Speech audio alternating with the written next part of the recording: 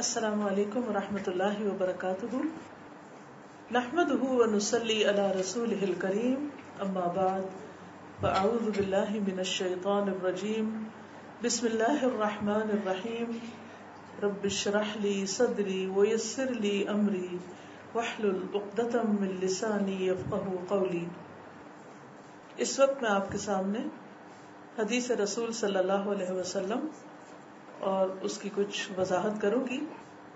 کتاب آپ کے سامنے ہے، قال رسول اللہ صلی اللہ علیہ وسلم، حدیث نمبر 77، عن ابی مسعود الانصاری قال جاء رجل الى النبي صلی اللہ علیہ وسلم فقال انی ابدع بی فاحملنی فقال ما عندي فقال رجل یا رسول اللہ انا ادلہ علی من یحملہ فقال رسول اللہ صلی اللہ علیہ وسلم من دل علی خیر فلہ مثل اجر فاعلہ۔ صحیح مسلم۔ ابو مسعود انصاری رضی اللہ عنہ سے روایت ہے کہ نبی صلی اللہ علیہ وسلم کے پاس ایک شخص آیا اور اس نے کہا کہ میرا جانور مر گیا ہے، مجھے سواری دیجیے۔ آپ نے فرمایا کہ میرے پاس سواری نہیں ہے۔ تو ایک شخص بولا، اے اللہ کے رسول صلی اللہ علیہ وسلم، کیا میں اسے ایسے شخص کے بارے میں بتاؤں جو اسے سواری دے؟ آپ صلی اللہ علیہ وسلم نے فرمایا، نیکی کی طرف رہنمائی کرنے والے کے لیے نیکی کرنے والے کے برابر اجر ہے۔ اس حدیث سے ہمیں بہت سی باتیں سیکھنے کو ملتی ہیں۔ پہلی بات تو یہ کہ اس حدیث کو ابو مسعود انصاری رضی اللہ عنہ نے روایت کیا ہے، یعنی مدینہ کے جو انصار تھے ان میں سے تھے ابو مسعود۔ وہ نبی صلی اللہ علیہ وسلم کی مجلس میں موجود ہیں، آپ کی محفل میں ہیں، اور دیکھ رہے ہیں کہ ایک شخص آتا ہے، وہ ایک چیز کا سوال کرتا ہے، اس کے سوال کا جواب نبی صلی اللہ علیہ وسلم جب دے چکتے ہیں تو پھر اس کے پاس جو علم ہوتا ہے اس علم کے ذریعے وہ اس کو فائدہ پہنچاتا ہے، اس پر آپ اس کو ایک بشارت دیتے ہیں۔ صرف اس کو نہیں، یہ بشارت ہم سب کے لیے بھی۔ اس سے ایک طرف ہمیں یہ پتہ چلتا ہے کہ صحابہ کرام کی آبزرویشن کیسی تھی، دوسرے یہ کہ وہ علم کی بات، خیر کی بات، بھلائی کی بات صرف اپنے تک نہیں رکھتے تھے بلکہ اس کو آگے پہنچاتے۔ پھر یہ کہ بات جتنی ہوتی، جیسی ہوتی، اتنی ہی پہنچاتے۔ تو یہاں پر ایک شخص نبی صلی اللہ علیہ وسلم کے پاس آ کر اپنا مسئلہ بیان کرتا ہے اور آپ مجلس کے اندر موجود ہیں، آپ سے سوال کرتا ہے۔ اس سے صحابہ کرام کا اور آپ کا ایک باہم تعلق اور اعتماد کا رشتہ بھی پتہ چلتا ہے کہ اپنی مشکلات میں، اپنی ضروریات میں وہ نبی صلی اللہ علیہ وسلم کی طرف رجوع کرتے تھے، کیونکہ قرآن مجید میں بھی آتا ہے کہ نبی صلی اللہ علیہ وسلم مومنوں کے لیے ان کی اپنی جانوں سے بھی بڑھ کر ان کے قریب ہیں، یعنی جتنا کوئی اپنے بارے میں خود اپنا بھلا سوچ سکتا ہے، نبی صلی اللہ علیہ وسلم اس سے بھی زیادہ لوگوں کے فائدے اور بھلے کی بات سوچتے تھے۔ وہ ان کو صرف دین نہیں سکھاتے تھے بلکہ ان کی دوسری ضروریات بھی پوری کرتے تھے۔ اسی لیے یہ شخص آپ کے پاس آتا ہے۔ یہ شخص ایک مشکل میں ہے۔ اس کی مشکل کیا ہے؟ وہ کہتا ہے کہ انی ابدع بی، کہ میرا جانور فوت ہو گیا، میری سواری کا کوئی بندوبست نہیں رہا۔ آج کے دور میں آپ یوں کہہ سکتے ہیں جیسے کوئی کہے کہ میری گاڑی کا یا بائک کا ایکسیڈنٹ ہو گیا اور میرے پاس سواری کے لیے کوئی چیز نہیں، آپ میرے لیے کوئی بندوبست کر دیں۔ تو نبی صلی اللہ علیہ وسلم کے پاس اس وقت کوئی ایسی چیز نہیں تھی کہ آپ اس کی مدد فرماتے۔ تو آپ نے اسے فرمایا کہ میرے پاس سواری نہیں ہے۔ اس میں بھی ایک سیکھنے کی بات ہے۔ بعض اوقات ایسا ہوتا ہے کہ دوسرے لوگ ہم سے کچھ توقعات رکھتے ہیں، ہمارے دوست یا رشتے دار، بعض اوقات اپنے ہی بچے، اپنے بہن بھائی، لیکن آپ ان کی توقع پوری نہیں کر سکتے، آپ ان کی امید پہ پورے نہیں اتر سکتے۔ بعض اوقات آپ مدد کر سکتے ہیں، بعض اوقات آپ مدد نہیں کر سکتے۔ بعض اوقات ایسا ہوتا ہے کہ مدد کر سکتے ہیں لیکن جان بوجھ کے نہیں کرتے۔ بعض اوقات ایسا ہوتا ہے کہ مدد نہیں کر سکتے لیکن جھوٹا وعدہ کر دیتے ہیں مدد کرنے کا، سچی بات نہیں کرتے، قولوا قولا سدیدا نہیں کرتے۔ تو نبی صلی اللہ علیہ وسلم نے بہت نیچرل وے میں جو حقیقت تھی وہ بیان کر دی کہ سواری تو ہے نہیں، تاکہ وہ شخص ایسی امید نہ لگائے کہ جو پوری نہ ہو سکے اور وہ اپنا کوئی اور بندوبست کرے. اتنے میں ایک شخص جو آپ ہی کی مجلس میں بیٹھا ہوا تھا وہ بول اٹھا. فقال رجل یا رسول اللہ، وہ شخص کہنے لگا اے اللہ کے رسول صلی اللہ علیہ وسلم، انا ادلہ علی من یحملہ، مجھے معلوم ہے ایک ایسے شخص کے بارے میں جو اس کو سوار کر لے گا، یعنی وہ اس کی سواری کا بندوبست کر دے گا، اپنی سواری پہ ساتھ سوار کر لے گا یا اس کے پاس ایکسٹرا ہے تو وہ دے دے گا، یہ حدیث سے نہیں پتہ چلتا. بہرحال یہ کہ اس کا کام ہو جائے گا، کام بن جائے گا. اس سے کیا پتہ چلتا ہے کہ اس کے دل میں دوسرے مسلمانوں کی خیر خواہی تھی. یہی دین کی تعلیم ہے اور یہی تربیت ہے. اسی کا نام تقویٰ ہے. جب دل میں تقویٰ آتا ہے تو انسان کا دل دوسروں کی ہمدردی اور خیر خواہی سے بھر جاتا ہے. وہ پھر صرف اپنی ذات میں نہیں جیتا، وہ صرف اپنا فائدہ نہیں سوچتا، بلکہ وہ بڑا فائدہ سوچتا ہے، یعنی دوسروں کا فائدہ سوچتا ہے. اور جب کوئی شخص دوسروں کا فائدہ سوچتا ہے تو بھی دراصل وہ اپنے لیے بھلا کر رہا ہوتا ہے، اپنی آخرت کا فائدہ سوچ رہا ہوتا ہے. کچھ لوگ ہوتے ہیں وہ جو صرف اپنے بارے میں سوچتے ہیں، ان کو صرف اپنے حقوق کا خیال ہوتا ہے، اپنا ہم و غم ہوتا ہے، اپنی فکر اور پریشانی رہتی ہے کہ میرا کیا بنے گا. ایسے لوگ جب کوئی اپنا مسئلہ بیان کر رہا ہوتا ہے تو وہ اس کی سننے کی بجائے اپنا مسئلہ لے کے بیٹھ جاتے ہیں. ان کو اس موقع پہ اپنا رونا یاد آ جاتا ہے اور وہ اپنی کہانی سنانا شروع کر دیتے ہیں، خواہ کوئی دوسرا سنے یا نہ سنے. تو کچھ لوگ اپنے لیے سوچتے ہیں، صرف اپنا غم رکھتے ہیں، خود غرضی کا شکار ہوتے ہیں، صرف اپنے شیل میں بند ہوتے ہیں. اور کچھ لوگ سب کے لیے ہمدردی اور خیر خواہی رکھتے ہیں، وہ دوسروں کے لیے بھی وہی سوچتے ہیں جو اپنے لیے سوچتے ہیں. اور یہی دراصل ایمان ہے. قرآن مجید کے بالکل آغاز میں جو متقین کی صفات بتائی گئی ہیں کہ جن کے دلوں میں اللہ کی محبت ہوتی، اللہ کا ڈر ہوتا ہے، جو اس کتاب سے یعنی قرآن مجید سے صحیح فائدہ اٹھاتے ہیں، ان کی ایک صفت کیا ہوتی ہے کہ وَمِمَّا رَزَقْنَاهُمْ يُنْفِقُونَ، کہ اس میں سے جو ہم نے ان کو رزق دیا ہے وہ خرچ کرتے ہیں، دوسروں کے ساتھ شیئر کرتے ہیں. وہ خواہ ایک اچھا مشورہ ہی کیوں نہ ہو جیسے یہ شخص دینے والا تھا، اچھی بات ہی کیوں نہ ہو، مال ہو، جسمانی طاقت، صلاحیت، علم، کسی بھی طریقے سے انسان جو دوسرے کو کچھ بھی فائدہ پہنچا سکے تو وہ فائدہ پہنچانے والوں میں شامل ہو جاتا ہے. اسی طرح ایک حدیث کے مطابق نبی صلی اللہ علیہ وسلم نے اس شخص کو مومن قرار دیا جو اپنے بھائی کے لیے وہی پسند کرے جو اپنے لیے کرتا ہے.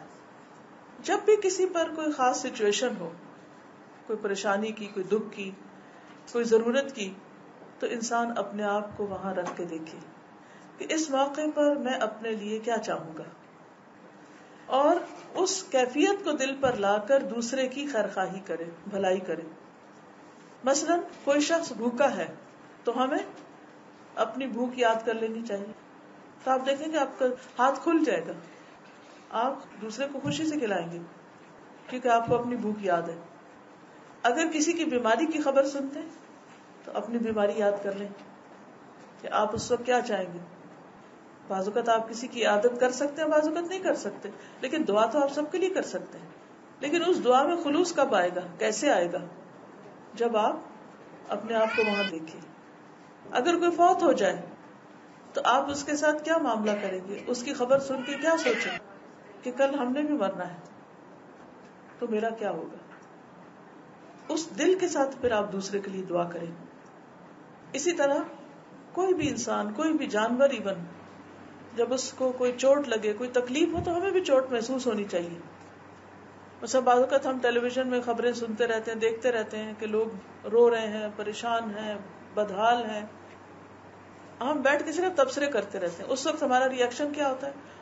فلاں کی سازش ہے، فلاں کا قصور ہے، فلاں کی زیادتی ہے. لیکن ہم کیا کر رہے ہیں؟ ہم تو کچھ کر ہی نہیں سکتے. ہمارا تو نہ کوئی قصور ہے اور نہ ہم کچھ کر سکتے.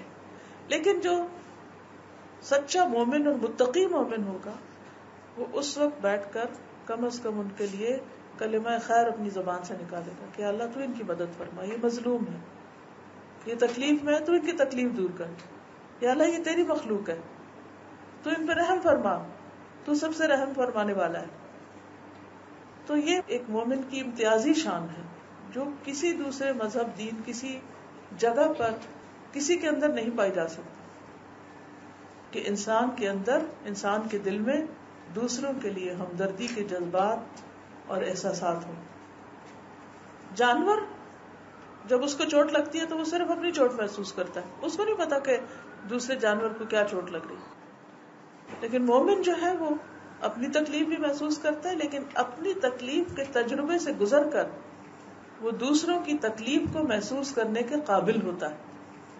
محسوس کرنے کا مطلب یہ نہیں کہ آپ کسی کا خون بہتا دیکھیں تو بے ہوش ہو جائیں, اس کی ضرورت نہیں ہے. اس کا مطلب یہ ہے کہ اٹھ کے اس کی مرہم پٹی کریں, کیونکہ اگر آپ خود رحم کے قابل ہو گئے تو پھر آپ دوسرے کی مدد نہیں کر سکیں گے. تو یہاں پر جب اس شخص نے کہا کہ میں بتاتا ہوں کہ اس کو کون سا واری دے گا, اس کے علم میں تھا, اس نے صرف اپنے علم سے فائدہ پہنچایا, ایک اچھا مشورہ دیا, ایک رہنمائی کی. تو نبی صلی اللہ علیہ وسلم نے اس موقع پر اتنی خوبصورت بات فرمائی کہ جو سب کے لیے خوشخبری کا باعث تھی, اور وہ کیا تھی؟ من دل علی خیر, جس نے کسی خیر کے کام پر, کسی نیکی پر, کسی کی دلالت کی, رہنمائی کی, اس کو راہ دکھائی, فلہ, تو اس کے لیے بھی ہے, مثل اجر فاعلہ, اس کے کرنے والے کی طرح کا اجر. گویا اس نے وہ کام خود کر دیا. اب اس شخص نے خود سواری نہیں دی تھی, اس کے پاس نہیں تھی, لیکن اس نے یہ بتایا کہ فلاں جگہ ملے گی. یہ بھی بڑا دل گردے کا کام ہوتا ہے کہ کسی کو یہ بتایا جائے کہ تمہارا کام کہاں سے ہو سکتا ہے, تم کہاں جاؤ, کہاں سے اچھا کپڑا ملے گا, کہاں سے اچھا جوتا ملے گا, کہاں سے کون سی چیز تمہیں ملے گی. کیونکہ اس معاملے میں بھی لوگ عام طور پر بہت بخل کرتے ہیں. وہ کیا چاہتے ہیں کہ وہ خود یونیک رہیں, وہ سب سے مختلف نظر آئیں, بس اس شوق میں کہ جو کپڑا میں پہنوں ویسا کوئی نہ پہنے, جو چیز میرے پاس ہے وہ کسی اور کے پاس نہ ہو, جو بھلائی خیر مجھے پہنچی ہے کسی کو نہ پہنچے. اس سے منفی جذبات پیدا ہوتے ہیں, یہ ایک منفی سوچ ہے. اچھا, اس کا نقصان کیا ہوتا ہے؟ اس کا نقصان یہ ہوتا ہے کہ انسان پھر بخیل ہوتا چلا جاتا ہے, اس کے اندر شح پیدا ہو جاتی, اور یہ شح جو ہے یہ پہلی امتوں کی ہلاکت اور تباہی کا ذریعہ بنی تھی. کیونکہ یہ ایک پورا کلچر ہے نا کہ آپ کو پتا ہے دوسرے کو نہیں پتا, آپ کو علم ہے دوسرے کو علم نہیں, آپ اپنے علم کی وجہ سے بہت سے ایڈوانٹیجز لے رہے ہیں جبکہ دوسرے لوگ لا علمی کی وجہ سے سفر کر رہے ہیں, مشکل میں پڑے ہوئے ہیں. تو کیا فرض بنتا ہے کہ ان کو اس مشکل سے, اس دلدل سے, اس پرابلم سے نکالا جائے.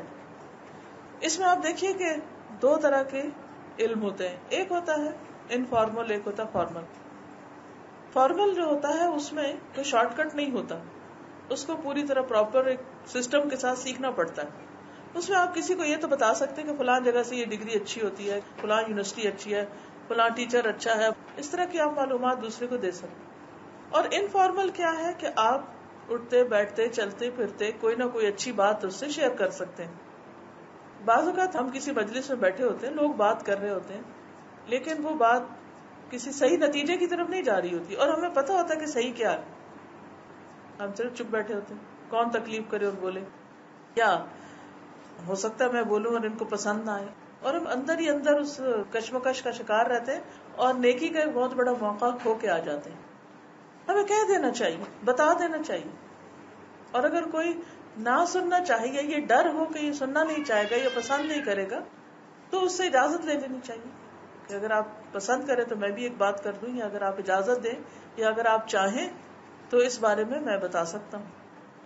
اب مثلاً جب موسیٰ علیہ السلام دودھ نہیں پی رہے تھے کہ وہاں پر ہی کسی کہنے والے نے کہا کہ هل ادلکم علی اہل بیت یکفلونہ, کیا میں بتاؤں تمہیں ایک ایسے گھرانے کے بارے میں جو اس کی کفالت کرے گا. تو بعض اوقات کسی کے صرف بتانے, اشارہ کرنے, صرف ایک چھوٹا سا کلو دینے, راستہ دکھا دینے, دوسرے کی ایک بہت بڑی تکلیف آسان ہو جاتی. اسی لیے جب کوئی کسی کی تکلیف آسان کرتا ہے تو اللہ تعالیٰ اس شخص کی تکلیف آسان کر دیتا ہے. جو کسی کے لیے بھلائی کا راستہ کھولتا ہے اللہ اس کے لیے بھلائیوں کے دروازے کھولتا ہے. جو کسی کی خیر خواہی کرتا ہے اللہ تعالیٰ اس کے لیے ایسے لوگ پیدا کر دیتے ہیں جو اس کے سچے خیر خواہ ہوتے ہیں. جو خیر خواہی آپ بازار میں خریدنے سے نہیں خرید سکتے کہیں سے. بڑے بڑے پیسے دے کر بھی آپ وہ کنسلٹنسی حاصل نہیں کر سکتے یا مشورہ نہیں لے سکتے کہ جو ایک بہت خیر خواہ انسان آپ کو راہ چلتے میں مفت مشورہ دے دیتا ہے. تو ایک طرح سے اس بات پر ابھارا گیا اور کتنا بڑا ریوارڈ بتایا گیا. آپ دیکھیں کہ ہم اپنے لیے جو کام کرتے ہیں ہم ایک ہوتے ہیں اکیلے کتنا کر لیں گے. کتنی نمازیں خود پڑھ سکتے ہیں. ایک وقت میں ایک ہی نماز پڑھتے ہیں. ظہر کا وقت ہے تو ظہر ہی کی پڑھیں گے ایک ہی. عصر کا وقت ہے تو ایک ہی پڑھیں گے نا اپنے لیے. ٹھیک ہے وہ جس کوالٹی کی ہوگی اس کا اتنا اجر مل جائے گا. لیکن اگر ہم 10 لوگوں کو نماز پڑھنا سکھا دیتے, چلیے ہمارے پاس یہ بھی وقت نہیں ہے کہ ہم نماز پڑھنا سکھائیں کسی کو, ہم صرف یہ بتا دیتے ہیں کہ فلاں تمہیں سکھا دے گا وہاں چلے جاؤ, یا یہ کہ فلاں کتاب سے تم پڑھ سکتے ہو, فلاں کیسٹ سے سن سکتے ہو, فلاں لنک میں جا کے تم یوٹیوب پہ یہ چیز سیکھ سکتے ہو, ایسا کچھ بھی. تو وہ صرف بتا دینا جو ہے, اس کے بعد آپ کا کام ختم ہے. باقی کام کون کر رہا ہے؟ وہ کرنے والا کر رہا ہے. وہ شخص محنت کر رہا ہے, وہ نماز سیکھ رہا ہے, نماز پڑھ رہا ہے. اب ساری زندگی وہ جتنی نمازیں پڑھے گا اس میں آپ کا بھی حصہ لگ جائے گا. ٹھیک ہے, آپ نے اس کو بتایا کہ یہاں سے صحیح طریقہ جان لو. کتنی بڑی نیکی, صرف راہ دکھا دینا, صرف بات بتا دینا. لیکن سستی کی انتہا ہے نا کہ ہم اتنا بھی نہ کریں, اتنا بھی نہ تھکائیں اپنے آپ کو کہ کسی کو یہ بتا دیں.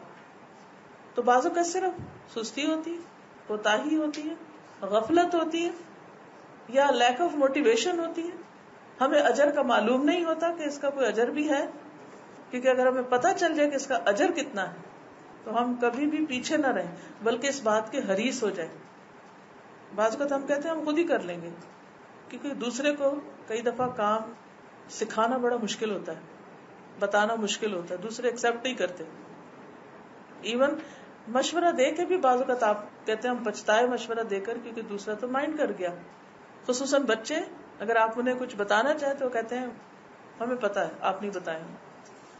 تو آپ پھر کہتے ہیں کوئی فائدہ نہیں, میں تو آج کے بعد کبھی نہیں بتاؤں گا اس کو. نہیں, کبھی نہ کہیے, کیونکہ اجر بڑا ہے تو رکاوٹیں بھی شیطان بہت ڈالے گا.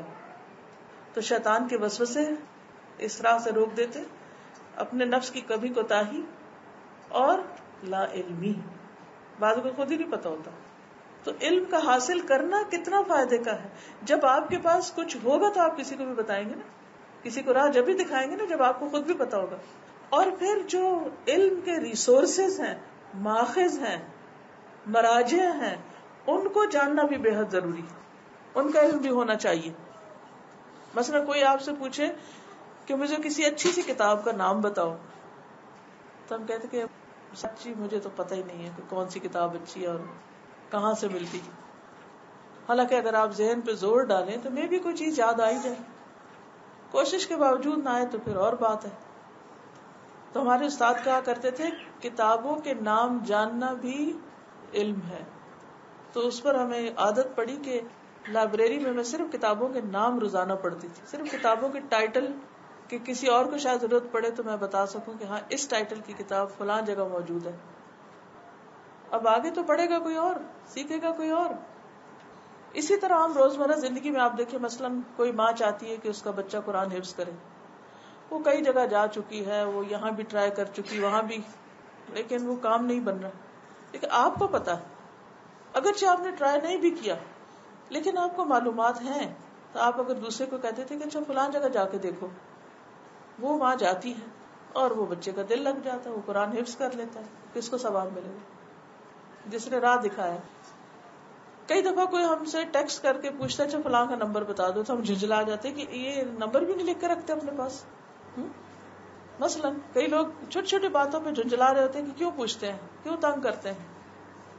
اس پر بھی صبر کی ضرورت ہوتی. اگر انہوں نے پوچھا تو ہو سکتا ہے کہ اس نمبر پر وہ کوئی ایسی بات کرے کہ جو آپ کے لیے خیر و بھلائی کا ذریعہ, نیکی کا ذریعہ ہو. ہاں, اگر آپ کو یقینی زن سے نہیں، یقین سے یہ بات پتا ہو کہ فلاں شخص اس کو مس یوز کرے گا.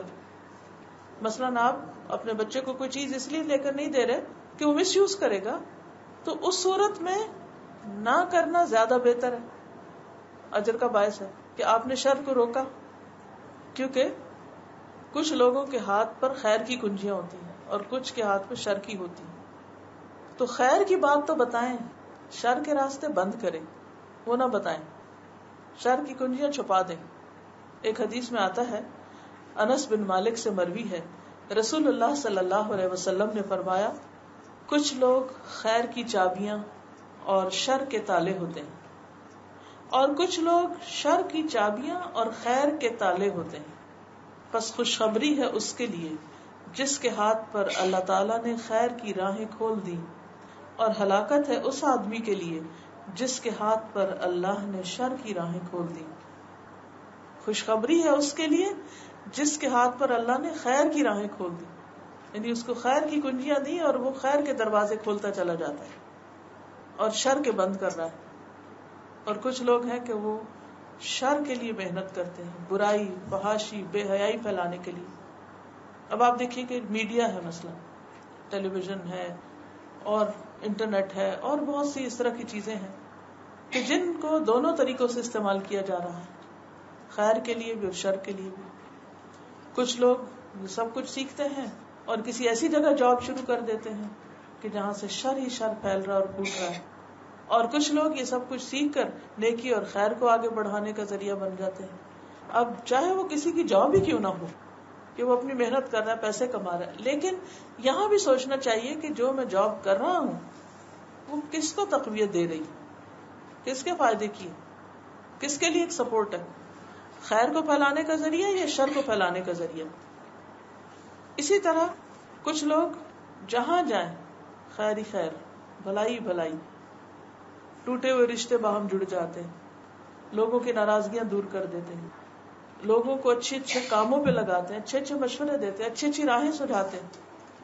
اور کچھ لوگ کہیں جائیں تو لوگوں میں پھوٹ ڈال دیتے ہیں، لڑائیاں ڈلوا دیتے ہیں، تعلقات خراب کر دیتے ہیں، آپس میں ایک دوسرے سے بدظن کر دیتے ہیں. کوئی اچھا کام کر رہا اس کا مذاق اڑانے لگتے ہیں کہ وہ بد دل ہو کے چھوڑ ہی دے. تو ہم میں سے ہر ایک کو سوچنا چاہیے کہ ہم کہیں بھی جاتے ہیں، کہیں بھی جانے سے مراد چاہے آپ گروسری شاپ پر جائیں، چاہے آپ کہیں ٹریول کر رہے ہیں، چاہے آپ کسی رشتے دار سے ملنے کے لیے گئے ہیں، کہیں پر بھی ہوں آپ، دن میں آپ کا انٹریکشن کئی لوگوں سے ہوتا ہے. بعض اوقات آپ خود نکل کے جاتے ہیں، بعض اوقات کوئی آپ کے پاس آ جاتا ہے، بعض اوقات صرف فون پر ہوتا ہے، بعض اوقات انٹرنیٹ پہ ہوتا ہے، بعض اوقات کسی اور ذریعے سے ہوتا ہے. تو یہ دیکھیں کہ ایک دن میں آپ کا تعلق واسطہ جتنے لوگوں سے پڑا ہے ان کو آپ نے خیر پہنچائی ہے یا تکلیف دی ہے، ان کے لیے بھلائی کے دروازے کھولے ہیں یا بند کیے ہیں، کیا کیا ہے. یعنی دوسرے لفظوں میں آپ نے دوسروں کے لیے کیا کیا ہے، دوسروں کو اپنی ذات سے کیا فائدہ پہنچایا. کچھ لوگ صرف اپنے فائدے کو سوچ رہے ہوتے ہیں کہ مجھے کیا فائدہ ملا، اور کچھ لوگ کہ میں نے کیا فائدہ پہنچایا. یہی حال پھر ہمارا اپنے بچوں کے لیے بھی کہ ہم نے اپنے بچوں کو کیا سکھایا، کیا تعلیم دی، وہی پھر ہمارے لیے صدقہ جاریہ بن جاتے ہیں. اگر کسی کے بچے نہیں ہیں تو خاندان میں بہت بچے ہوتے ہیں، ان کو آپ سکھا سکتے ہیں، دوست احباب میں بہت سے لوگ ہو سکتے ہیں، ان کو آپ خیر کے کام میں لگا سکتے ہیں. تو کسی بھی شخص کے ساتھ یہ بہت بڑی نیکی ہوتی ہے کہ اس کو خیر کا رستہ دکھا دیں، خیر کی گاڑی پہ چڑھا دیں، پھر وہ پہنچ جائے گا اپنی منزل، اور ساتھ آپ بھی چڑھ گئے. وہ تو جو اجر کمائے گا ساتھ آپ کو بھی حصہ مل گیا، ایک سٹیمپ ادھر لگی، ایک آپ کو لگ گئی. اور ویسے بھی ایسے لوگ اللہ کے محبوب ترین ہوتے ہیں جو دوسروں کو فائدہ پہنچائیں. حدیث میں آتا ہے، حضرت عبداللہ بن عمر بیان کرتے ہیں کہ ایک آدمی نبی صلی اللہ علیہ وسلم کے پاس آیا اور کہا کہ اے اللہ کے رسول صلی اللہ علیہ وسلم، کون سے لوگ اللہ تعالیٰ کو زیادہ محبوب ہیں، کون سے لوگ اللہ کو بہت پیارے ہیں. ہم میں سے اکثر لوگ یہ سوچتے ہیں پتہ نہیں اللہ کی نظر میں کیا مقام ہے میرا، پتہ نہیں جو کچھ میں کر رہی ہوں اللہ تعالیٰ اس پہ راضی بھی ہے یا نہیں. آپ کسی بھی اچھے کام میں لگ جائیں، شیطان ضرور یہ وسوسہ ڈالے گا آپ کے اندر، پتہ نہیں اس کام کی کیا حقیقت ہے. ایون آپ نماز پڑھیں گے نا تو وہ ضرور وسوسہ ڈالے گا، پتہ نہیں قبول ہوئی بھی ہے کہ نہیں. روزہ رکھیں، پتہ نہیں اس کا کیا مقام ہے، قبول ہوا یا ریاکاری ہوگی. صدقہ خیرات کریں تو اس کے بعد بھی نہیں. کچھ بھی کریں آپ، وہ ایک دفعہ ضرور دل میں خیال ڈالے گا کہ کچھ ریاکاری ہو گئی، لگتا ہے کوئی فائدہ نہیں. اچھا، کسی کے ساتھ آپ بھلائی کریں تو بعض اوقات لوگ شکریہ نہیں ادا کرتے، تو آپ کا دل میں آتا ہے کہ اچھا ہم نے تو اتنا کیا اور انہوں نے شکریہ تک نہیں کہا. آج کسی کے ساتھ بھلا کرنے کا دور نہیں. یا خصوصاً اگر اس سے کوئی تکلیف پہنچ جائے جواب میں، تو پھر تو آپ کہیں گے کہ نہیں کوئی فائدہ نہیں، یہ نیکی کا زمانہ نہیں، نیکی کرنے کی ضرورت نہیں. لیکن نبی صلی اللہ علیہ وسلم سے پوچھا گیا کہ اے اللہ کے رسول صلی اللہ علیہ وسلم، کون سے لوگ اللہ تعالیٰ کو زیادہ پیارے ہیں؟ ہم اپنے لیے بھی سوچتے ہیں پتہ نہیں اللہ کو ہم پیارے ہیں کہ نہیں، پتہ نہیں کون ہے جو اللہ کے پیارے ہوتے ہیں، اور کون سے اعمال اللہ تعالیٰ کو زیادہ پیارے ہیں. رسول اللہ صلی اللہ علیہ وسلم نے فرمایا، وہ لوگ اللہ تعالیٰ کو زیادہ محبوب ہیں جو دوسرے لوگوں کے لیے سب سے زیادہ فائدہ مند ہو، جو دوسروں کو فائدہ پہنچائیں، وہ اللہ کے پیارے ہیں. اور اللہ تعالیٰ کے سب سے زیادہ پسندیدہ اعمال یہ ہیں: مسلمان کا اپنے بھائی کو خوش کرنا، کسی بھی طریقے سے اس کو خوشی پہنچانا، اس سے کسی تکلیف کو دور کرنا، اس کا قرضہ ادا کر دینا، اسے کھانا کھلانا. فرمایا، مجھے اپنے کسی بھائی کی ضرورت پوری کرنے کے لیے اس کے ساتھ چلنا، یعنی خود ساتھ جا کے مسئلہ حل کرانا، مسجد نبوی میں 1 ماہ کے اعتکاف سے زیادہ محبوب ہے. یعنی بجائے اس کے کہ میں خود بیٹھ کے اپنی عبادت کرتا رہوں، اس کی نسبت کسی کے ساتھ جا کر اس کا مسئلہ حل کرا دوں، یہ زیادہ پسندیدہ ہے. پھر فرمایا، جس نے اپنے غضب کو روک لیا، یعنی اپنا غصہ کنٹرول کر لیا، یعنی کسی نے آپ کے ساتھ زیادتی کی اور آپ نے جواباً ریاکٹ نہیں کیا، خاموش ہو گئے، اللہ تعالیٰ اس کی خامیوں پر پردہ ڈال دے گا. جو آدمی اپنے غصے کو نافذ کرنے کی طاقت کے باوجود، یعنی مثلا ماں ہے یا بڑے ہیں، ہم چاہے تو جتنا مرضی غصہ کریں اپنے چھوٹوں پر، طاقت ہے. یا بعض لوگ کسی اور اتھارٹی میں ہوتے ہیں تو وہ دوسرے کو مروا بھی سکتے ہیں، اس کو کسی جیل میں ڈال سکتے ہیں، کچھ بھی کر سکتے ہیں، ان کے پاس اتھارٹی. تو اتھارٹی کے باوجود وہ پی گیا، کنٹرول کر گیا. اللہ تعالیٰ قیامت کے دن اس کے دل کو امیدوں سے بھر دے گا، یعنی اس دن خوف نہ ہوگا، اس کو وہ پر امید ہوگا کہ میرے ساتھ اچھا ہی معاملہ کیا جائے گا. جو شخص اپنے بھائی کے ساتھ اس کی ضرورت پوری کرنے کے لیے چلا، اللہ تعالیٰ اس کو اس دن ثابت قدم رکھے گا جس دن قدم ڈگمگا جائیں گے. یہ کام کرنے والے اللہ کے محبوب اور یہ کام اللہ کے محبوب، یعنی کام بھی اچھے ہیں اور ان کاموں کے کرنے والے بھی اللہ کے پیارے ہیں. لیکن عام طور پر ہم یہ کام کیوں نہیں کرتے؟ کیا سوچ کے؟ جیسے قرآن مجید میں آتا نا، الشیطان یعدکم الفقر ویأمرکم بالفحشاء، شیطان تم سے وعدہ کرتا ہے فقر کا، تمہیں ڈراتا ہے، تمہیں خوف دلاتا ہے کہ تم فقیر ہو جاؤ گے، تم کسی کا کام کرو گے تو تمہارا اپنا کب ہوگا، تم کسی کو دو گے تو تمہارا کیا بنے گا. تو وہ فقر کا وعدہ کرتا ہے. ویأمرکم بالفحشاء، اور تمہیں فحشاء کا حکم دیتا ہے، یعنی جیسے غصہ آئے تو گالیاں دو، بےہودہ باتیں کرو. تو یہ شیطان کی طرف سے ہوتا ہے، جبکہ انسان ایسے موقع پر خود کو کنٹرول بھی کر سکتا ہے. دوسرا اگر بد اخلاق ہے تو میں نہیں ہو سکتا، میں نہیں کرنا چاہتا یہ بات. دوسرا اگر برا کر رہا ہے تو مجھے برا نہیں بننا اس کی برائی کر کے، کیونکہ ایک برا کر رہا نا، جو اس کی برائی کر رہا ہے وہ بھی ساتھ ہی ملوث ہو گیا. تو اس لیے انسان اپنے اخلاق کو دوسروں کے تابع نہ کرے کہ وہ اچھا نہیں کر رہے تو ہم بھی نہیں کر رہے، ہم بھی ان کو اسی طرح مزہ چکھائیں، سبق سکھائیں. نہیں، اچھے اخلاق سے بھی آپ سبق سکھا سکتے ہیں. ضروری نہیں کہ آپ کسی کو آنکھیں نکال کے دکھا کے ہی سبق سکھائیں، یا موڈ آف کر کے ہی سبق سکھائیں، یا ناراضگی کا اظہار کر کے. کیونکہ یہاں پر آپ دیکھیں نا کہ جو اپنے غصے کو پی جائے گا، اللہ اس کی خامیوں پہ پردہ ڈال دے گا. ایک اور حدیث سے بھی ہمیں یہ پتہ چلتا ہے کہ جو شخص جس کو جو فائدہ پہنچا سکتا ہو پہنچائے. آپ صلی اللہ علیہ وسلم کی مجلس میں لوگ بیٹھے ہوئے تھے کہ ایک شخص آیا اس نے بتایا کہ اس کو بچھو کاٹ گیا. تو ایک شخص نے کہا کہ مجھے وہ رقیہ آتا ہے کہ جو میں اس پر پڑھوں تو اس کی درد ٹھیک ہو جائے. اگرچہ آپ نے اس کو اتنا پسندیدہ قرار نہیں دیا، لیکن پھر بھی آپ نے فرمایا کہ جو اپنے بھائی کو نفع پہنچا سکتا اسے چاہیے کہ پہنچائے. مثلا کسی کو سر درد ہو رہی ہے، کسی کو کوئی اور تکلیف ہو رہی ہے، آپ دیکھ رہے ہیں کہ کوئی شخص بہت ہی لاغر محسوس کر رہا ہے یا کوئی ذہنی پریشانی میں ہے یا کسی بھی طرح تکلیف میں ہے، دکھ میں ہے، تو اس سے آنکھیں نہ بند کر لیں کہ ہائے اگر میں نے پوچھ لیا تو یہ چیز میرے گلے پڑ جائے گی. نہیں معلوم کہ آپ اس کی تکلیف دور کریں تو اللہ تعالیٰ اس کے بدلے میں آپ کی دور کر دے. بعض اوقات ہم کہتے نہیں ہمارے پاس وقت نہیں، ہمارے پاس ٹائم نہیں، ہم یہ نہیں کر سکتے، ہم وہ نہیں کر سکتے. صاف انکار کر دیتے ہیں، سنے بغیر انکار کر دیتے ہیں. یہ جانے بغیر کہ ہم کر سکتے ہیں یعنی پہلے سے انکار کر دیتے کہ نہیں ہم نہیں کر سکتے، کر ہی نہیں سکتے. اپنے آپ کو بھی انڈر ایسٹیمیٹ کرتے. کیوں؟ اس لیے کہ کرنا چاہتے نہیں، ٹرائی بھی نہیں کرتے، سوچتے ہی نہیں، نیت ہی نہیں کرتے. حالانکہ نیت ہی انسان کر لے تو اس کا بھی بہت اجر ہوتا ہے. اگر انسان تھوڑی سی کیلکولیشن کرے کہ مثلا آپ نے اپنا کوئی کام سوچا ہوا تھا، اتنے میں کسی نے کچھ اور کام کہہ دیا، اب لازمی آپ کا وقت تو جائے گا، آپ کا اپنا کام ڈیلے ہوگا. اب مثلا آپ کا 1 گھنٹہ چلا گیا اس میں کسی کا اور کا کام کرتے کرتے، اور آپ کے اپنے دل پہ بوجھ ہے کہ میرا وقت جا رہا ہے یا میری فلاں چیز جا رہی ہے.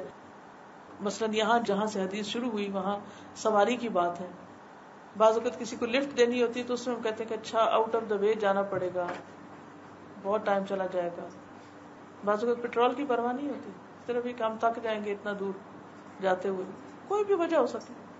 لیکن اگر اس کا اجر یہ یاد رہے کہ جو کسی کے کام آئے گا اللہ اس کی مدد فرمائے گا، اس کی خامیوں پہ پردہ ڈال دے گا، اس کے کام سنوار دے گا یا اس کی تکلیف دور کر دے گا. سوچئے کہ بعض اوقات ہم صرف 1 گھنٹہ بچاتے ہیں جو ہمارا 1 دن بچا سکتا ہے. وہ کیسے؟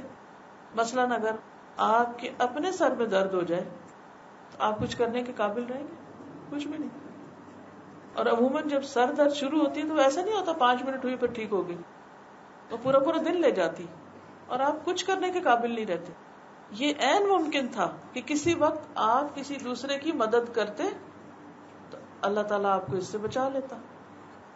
وہ وقت وہاں لگاتے اپنے نفس اور مرضی کے خلاف تو یہاں آپ اس کو سیو کر لیتے، کیونکہ اللہ کا وعدہ ہے نا کہ جو دوسرے کی مدد کرے گا اللہ اس کی مدد کرے گا. تو بعض اوقات انسان بیمار پڑ جاتا ہے، بعض اوقات انسان کوئی اپرچونٹی مس کر جاتا ہے. تو کہنے کا مقصد یہ ہے کہ انسان دوسرے کے درد کو محسوس کرے، نہ کرے.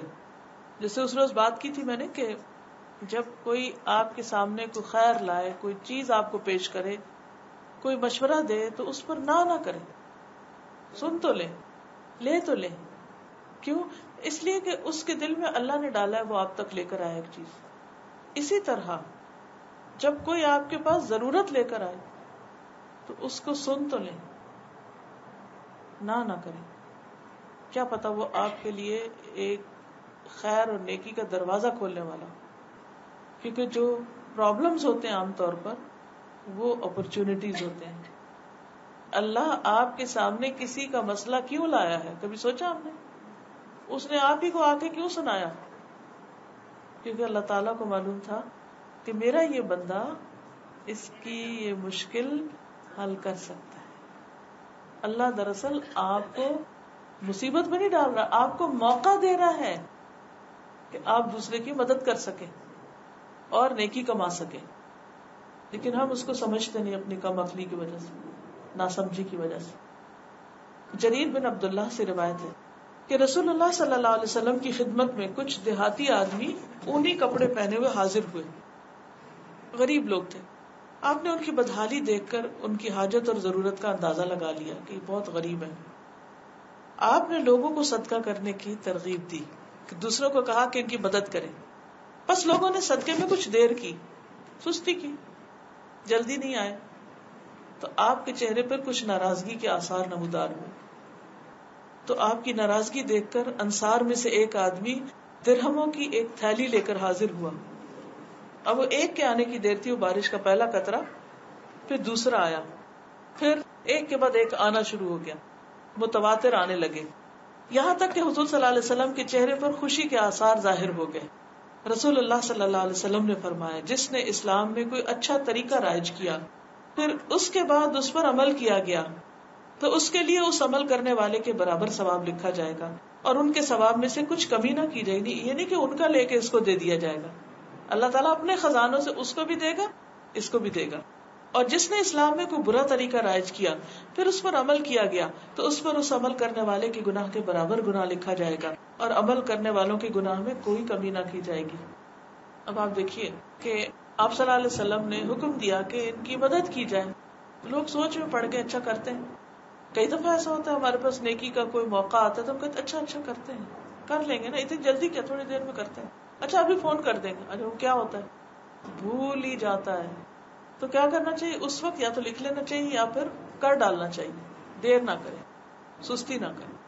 اچھا وہاں پر ابھی کوئی کچھ نہیں کر رہا تھا تو ایک شخص آگے بڑھا اور اس نے تھیلی لا کے رکھ دی. اس کو دیکھ کر باقی سب بھی آئے. اب سارا ثواب کون لے گیا؟ یہ جس نے پہل کی تھی.